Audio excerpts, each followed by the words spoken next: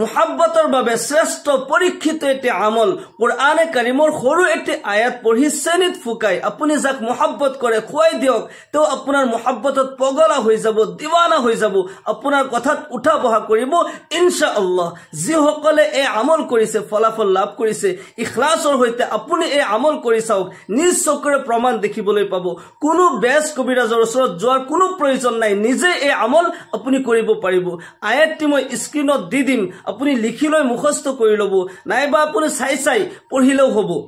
আমল কোন সময়ত কেনেকৈ কৰিব লাগিব নিয়মটি মই ধুনিয়াকৈ কৈ দিছো এই আমলখিনি কৈ দিয়াৰ পূৰ্বে এইখিনিতে মই দুটামান কথা ক'ব খুজো চাওক আজিৰ তাৰিখত বহুত ফেমিলি বহুত ঘৰ সংসাৰ বৰবাদ হৈ গৈছে লৰা ছোৱালী লাৱাৰিছৰ জীৱন অতিবাহিত কৰিছে বাবা মা জীৱিত থকাৰ পিছতো লাৱাৰিছৰ জীৱন অতিবাহিত কৰিব লগা হৈছে একমাত্ৰ তেওঁলোকৰ মাজত যেটো আন্ডাৰষ্টেণ্ডিং থাকিব লাগে স্বামী স্ত্ৰীৰ মাজত ফুল বুজাবুজিৰ কাৰণে তেওঁলোকৰ সংসাৰ ঘৰ বৰবাদ হৈ গৈছে চাওক জীৱনৰ চলাৰ পথত কোনোবা এজনৰ পৰা কিবা ভুল হ'ব পাৰে জ্ঞানৰ অভাৱত শয়তানৰ চক্ৰান্তত পৰি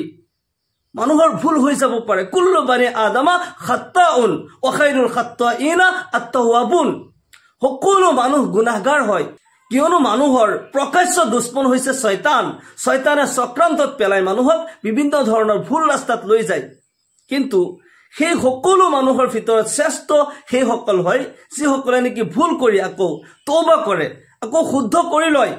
শুধৰণি কৰি লয় যদি কোনোবা এজনে জীৱনৰ চলাৰ পথত কিবা ভুল কৰিছে গলত সংঘৰ কাৰণে জ্ঞানৰ অভাৱত শয়তানৰ চক্ৰান্তত পৰি আনজনে সেম ভুল কৰিব নালাগে কেনেকৈ শুদ্ধ কৰিব পাৰি সংসাৰ কেনেকৈ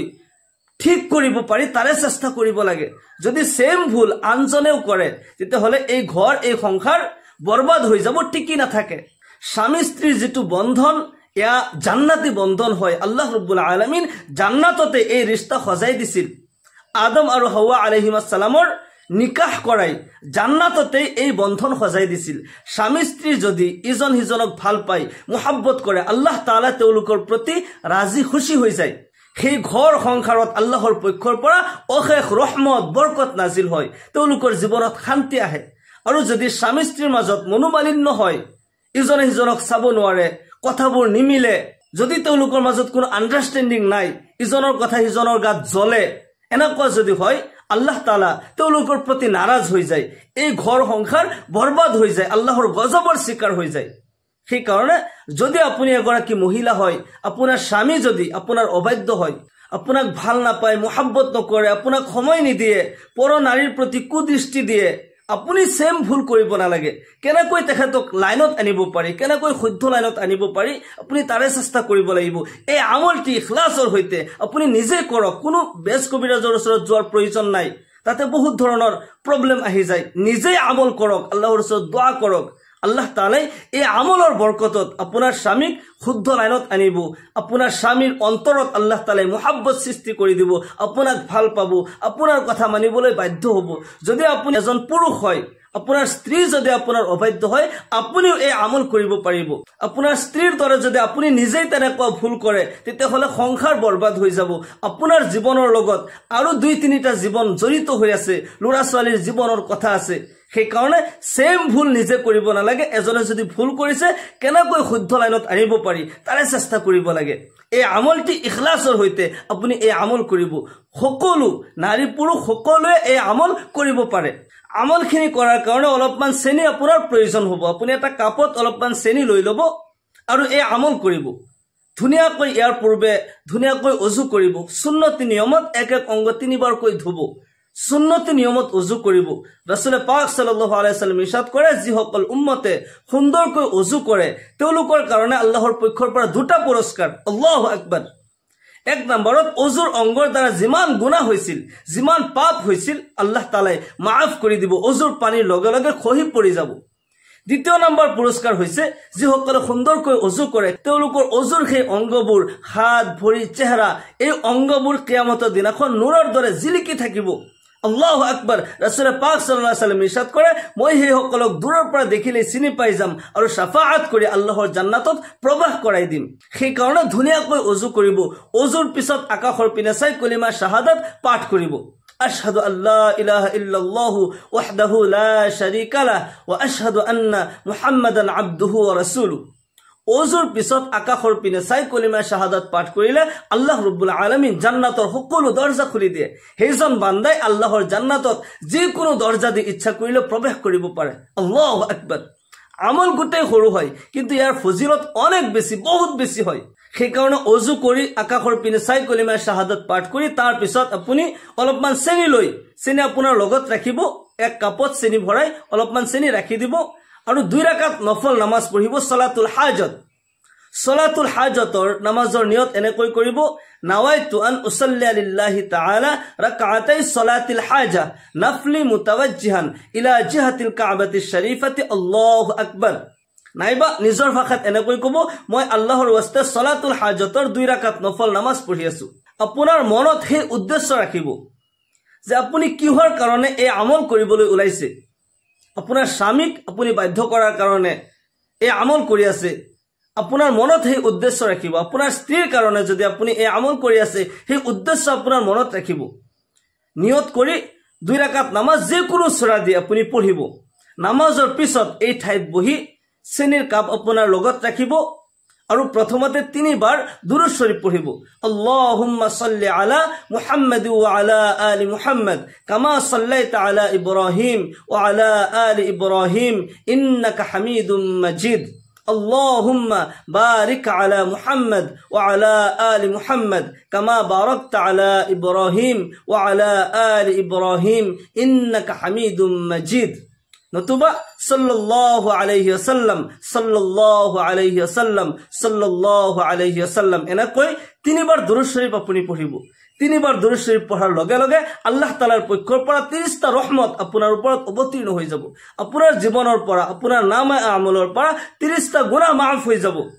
আল্লাহ তাআলাৰ আদালতত আপোনাৰ কাৰণে 30টা মৰ্যাদা বুলন্দ কৰি দিয়া হ'ব আল্লাহু আকবাৰ দুৰুদ শৰীফ বহুত ডাঙৰ আমল হয় যিকোনো আমলৰ পূৰ্বে যদি আপুনি দুৰুদ শৰীফ পঢ়ে সেই আমল কবুলিয়াতৰ চান্স বাঢ়ি যায় সেই আমল কবুল হ'বই যদি দুৰুদ শৰীফ না থাকে তেতিয়া হলে সেই আমল কবুল হ'বও পাৰে নহবও পাৰে তাতে কবুলিয়াতৰ কোনো শৰ্ত না থাকে সেই কাৰণে দুৰুদ শৰীফ কিন্তু বাধ্যতামূলক 3 বাৰ দুৰুদ পঢ়াৰ পিছত আকৌ 3 বাৰ ইস্তিগফাৰ পঢ়িব আস্তাগফিৰুল্লাহাল্লাযী লা ইলাহা ইল্লা হুৱাল হাইয়ুল কাইয়্যুম ওয়া আতুবু ইলাইহি আস্তাগফিরুল্লাহাল্লাযী লা ইলাহা ইল্লা হুয়াল হাইয়ুল কাইয়্যুম ওয়া আতুবু ইলাইহি আস্তাগফিরুল্লাহাল্লাযী লা ইলাহা ইল্লা হুয়াল হাইয়ুল কাইয়্যুম ওয়া আতুবু ইলাইহি নতুবা আস্তাগফিরুল্লাহ ওয়া আতুবু ইলাইহি আস্তাগফিরুল্লাহ ওয়া আতুবু ইলাইহি আস্তাগফিরুল্লাহ ওয়া আতুবু ইলাইহি এনেকৈ 3 বাৰ ইস্তিগফাৰ পঢ়িব খাস তওবাৰ নিয়ত লৈ ইস্তিগফাৰ পঢ়িব কিয়নো আমি সকলো তওবা কৰিব লাগে সেই কাৰণে যে আমাৰ জীৱনতো মই যে আমল কৰি আছো তেনেকুৱা যাক নেকি মুহাব্বতত পাগল কৰিব বিচাৰিছো যাক নেকি মোৰ মুহাব্বতত বাধ্য কৰিব বিচাৰিছো মোৰ মাজতো কোনো যদি ভুল থাকে আল্লাহৰ ওচৰত তওবা কৰি লও ময়ো শুদ্ধ হৈ লও فقل تستغفروا ربكم إنه كان غفارا يرسل السماء عليكم مدرارا ويمددكم بأموال وبنين ويجعل لكم جنات ويجعل لكم أنهارا যদি তোমালোকে খাস তওবার নিয়ত লৈ তোমালোকে ইস্তিগফাৰ পঢ়া আল্লাহৰ পক্ষৰ পৰা 5টা পুৰস্কাৰ 1 নম্বৰত জীৱনৰ সকলো গুনাহ মাফ হৈ যাব আল্লাহ তাআলাই জীৱনৰ যৌৱনৰ জানি না জানি গোপন প্ৰকাশ্য যিমান গুনাহ কৰিছিলে আল্লাহ তাআলাই খাস তওবাৰ নিয়ত লৈ কোনো বান্দাই যেতিয়া ইস্তিগফাৰ পঢ়ে আল্লাহ তাআলাই তাৰ জীৱনৰ সকলো গুনাহ মাফ কৰি দিয়ে দ্বিতীয় নম্বৰ আকাশৰ পৰা ৰিজিক বৰ্ষিত কৰে আল্লাহ তাআলাই তাক মদত কৰে সহায় কৰে ৰহমত বৰকত নাজিল হয় তৃতীয় নম্বৰত আল্লাহ তাআলাই নেক সন্তান দান কৰে চতুৰ্থ নম্বৰত আল্লাহ তাআলাই ধন সম্পত্তি দান কৰে 5 নম্বৰত আল্লাহ তাআলাই আখিৰাতত সেইজন বান্দাৰ কাৰণে এনেকুৱা স্পেশাল জান্নাত তৈয়াৰ কৰি ৰাখিছে যাৰ তলেদি নহৰ বৈ থাকে আল্লাহু আকবাৰ সেই কাৰণে খাস তওবাৰ নিয়ত লৈ আমি ইস্তিগফাৰ পঢ়িব লাগে তওবা আমি কৰিব লাগে 3 বাৰ ইস্তিগফাৰ পঢ়াৰ পিছত কোৰআনে কাৰিমৰ এই আয়াত সৰু আয়াতটি বিসমিল্লাহ সহ আপুনি 1000 বাৰ পঢ়িব লাগিব হাতত তসবিহ লৈ লব তসবিহ ললে সহজ হ'ব তসবিহ ললে 10 বাৰ যদি আপুনি পঢ়ে 10 বাৰ ৰানিং কৰিলে 1000 বাৰ হৈ যাব বিসমিল্লাহ সহ এই আয়াতটি আপুনি পঢ়িব বিসমিল্লাহিৰ ৰহমানিৰ ৰহিম ওয়া হুৱাল গফুৰুল ওয়াদুদ ওহুয়াল গফুৰুল ওয়াদুদ, ওহুয়াল গফুৰুল ওয়াদুদ, ওহুয়াল গফুৰুল ওয়াদুদ। এই আয়াত গোটেই সৰু 1000 বাৰ আপুনি পাঠ কৰিব, আৰু যেতিয়া 1000 বাৰ পঢ়া হৈ যায় তেতিয়া এই শ্ৰেণীত আপুনি 3 বাৰ ফুক দিব। এই শ্ৰেণীখিনি আপুনি যাক মহব্বত কৰে, আপোনাৰ স্বামীৰ কাৰণে যদি আমল কৰিছে, আপোনাৰ স্বামীক আপুনি খুৱাই দিব। আপুনি এজন পুৰুষ হয়, আপোনাৰ স্ত্ৰীৰ কাৰণে এই আমল কৰিছে, আপোনাৰ স্ত্ৰীক আপুনি খুৱাই দিব। তেওঁৰ অন্তৰত আল্লাহ তাআলাই মহব্বত সৃষ্টি কৰি দিব, আপোনাৰ কাৰণে দিৱানা হৈ যাব। এই আমল বেছি ভাল হয় যে আপুনি তাহাজ্জুদৰ সময়ত এই আমলখিনি কৰক, তেতিয়া বেছি ভাল হয়। ইয়াৰ বাহিৰে দিন কিংবা ৰাতি যিকোনো সময়ত এই আমল কৰিব পাৰে। ইয়াৰ পূৰ্বে 2 ৰাকাত সালাতুল হাজতৰ নামাজ আপুনি পঢ়ি ল'ব। বিশেষকৈ তাহাজ্জুদৰ নামাজৰ সময়ত যদি এই আমল কৰিব পাৰে বেছি ভাল হ'ব। চেষ্টা কৰিব তাহাজ্জুদৰ সময়ত, আজিকালি দীঘল ৰাতি হয়, যদি 10টা বজাত হৈ যায় 3টা বজাত আৰামত আপুনি সাৰ পায়। 3টা বজাত উঠি ধুনীয়াকৈ উজু কৰি লৈ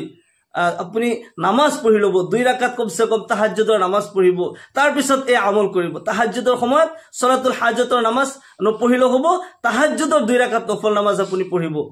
আৰু যদি দিনত কৰে সালাতুল হাজতৰ 2 ৰাকাত নামাজ পঢ়ি এই আমল কৰিব। ইনশাআল্লাহ ইখলাসৰ সৈতে যদি এই আমল আপুনি কৰে 100% আপুনি ফলাফল লাভ কৰিব। অতি দ্ৰুত আপুনি প্ৰমাণ দেখিবলৈ পাব। আল্লাহ তাআলাই সকলোৰে সংসাৰত আল্লাহ তাআলাই শান্তি দান কৰক, ৰহমত বৰকত নাজিল কৰক, সকলোৰে সংসাৰত আয় উন্নতি দান কৰক, সকলোৰে মিলা প্ৰীতিৰে জীৱন অতিবাহিত কৰাৰ তৌফিক দান কৰক। সকলোকে আল্লাহুম্মা আমিন। ওয়া আখিৰু দাওয়ানা আলহামদুলিল্লাহি ৰাব্বিল আলামিন। আসসালামু আলাইকুম ওয়া ৰাহমাতুল্লাহি ওয়া বাৰাকাতুহু।